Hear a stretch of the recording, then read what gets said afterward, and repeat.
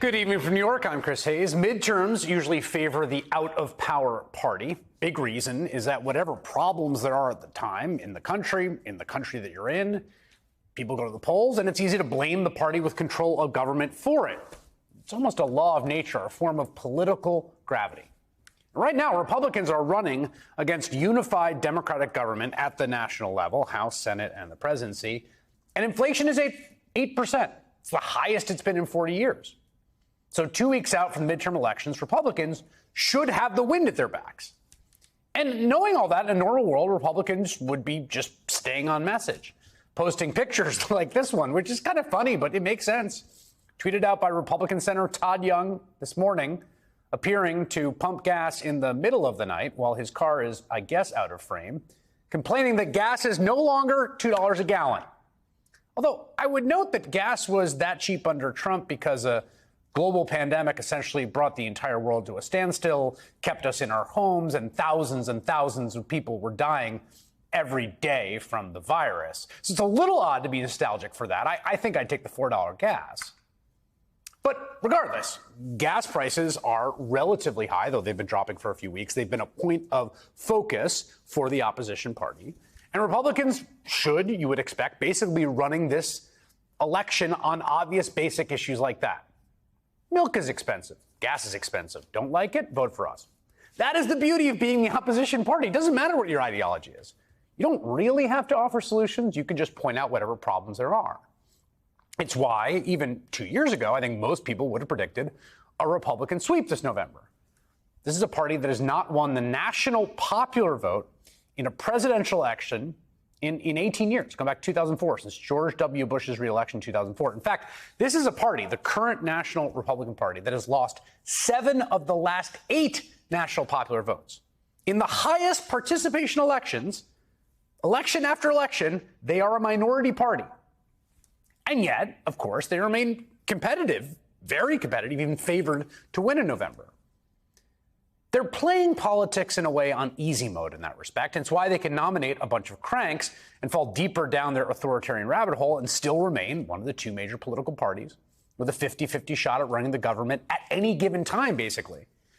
On the other hand, because the party has become so extreme and nominating truly unfit candidates, even with all the structural factors behind them, and they are behind them, a bunch of key races, especially on the Senate side, are essentially neck and neck.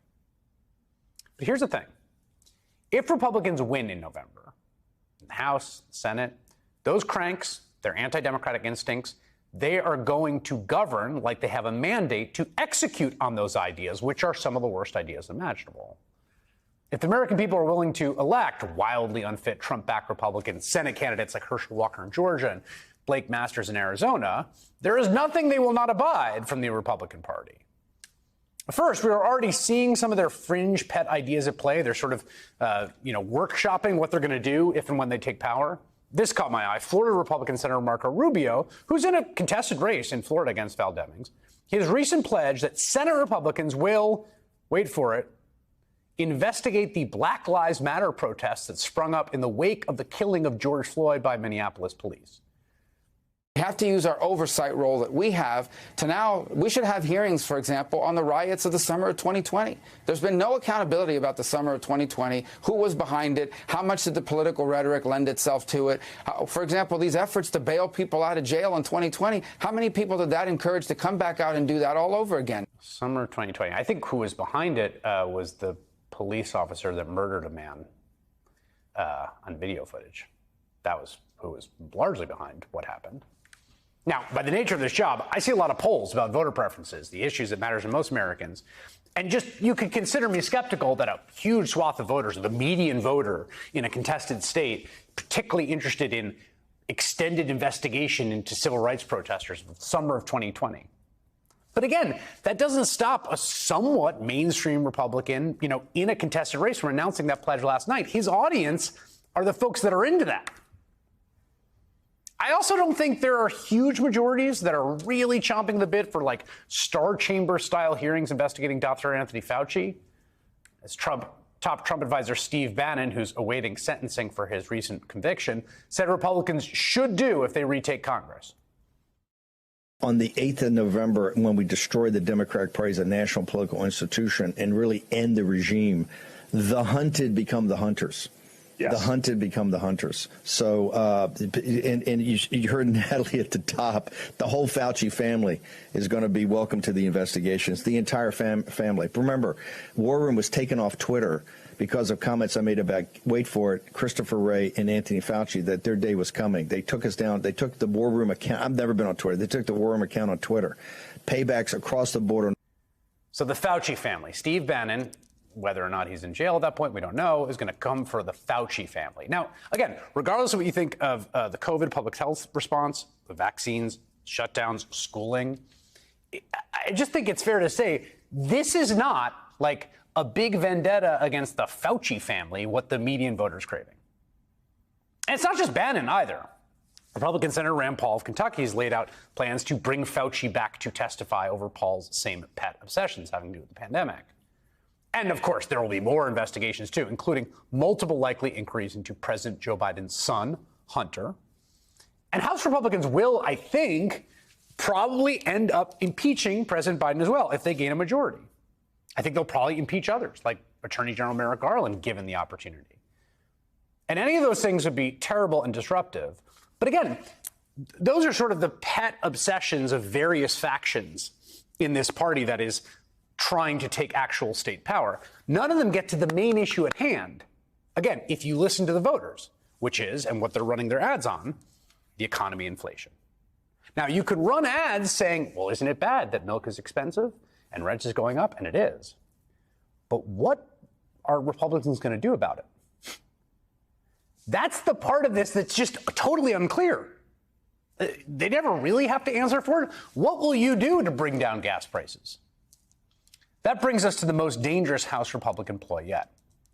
In order to force Democrats to negotiate on their terms, specifically on spending cuts, a House Republican majority, Senate too, I think, but definitely the House, will hold the U.S. government and all of us and the global economy hostage.